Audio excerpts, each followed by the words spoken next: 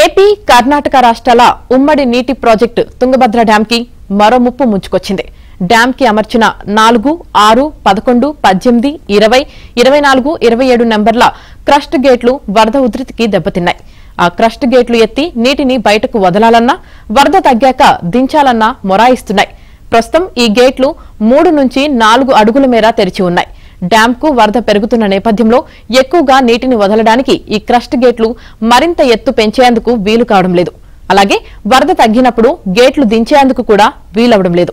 ఈ గేట్లు వరద ఉధృతికి కింది భాగంలో వంగిపోయాయి. ఈ మేరకు డ్యాం సేఫ్టీ కమిటీ నివేదిక ఇచ్చినట్లు కర్ణాటక మంత్రి తుంగభద్ర డ్యాం జలమండలి అధ్యక్షుడు శివరాజ్ తెలిపారు.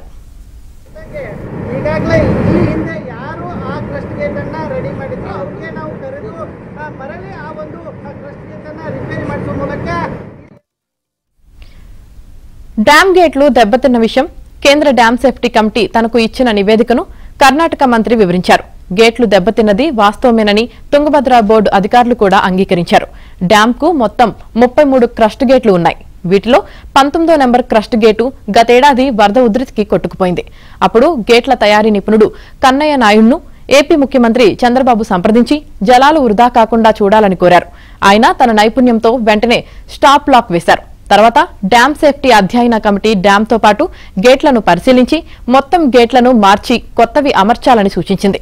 కొత్త గేట్ల తయారీకి 60 కోట్లతో టెండర్ పిలిచి పనులు చేస్తున్నారు. భద్రతను దృష్టిలో ఉంచుకుని 80 టీఎంసీలకు మించి డ్యాంలో నిల్వ ఉంచరాదని కమిటీ సూచించింది. ఆ మేరకు జలాశయంలో 80 టీఎంసీల నీరు మాత్రమే నిల్వ చేస్తున్నారు. ఈ సీజన్లో ఇప్పటికే ప్రాజెక్టు నుంచి 135 టీఎంసీల నీరు కిందకు వదిలారు. 24 టీఎంసీల నీరు వినియోగించారు. ప్రస్తుతం ఇన్ఫ్లో 23,295 క్యూసెక్కులు వస్తోంది.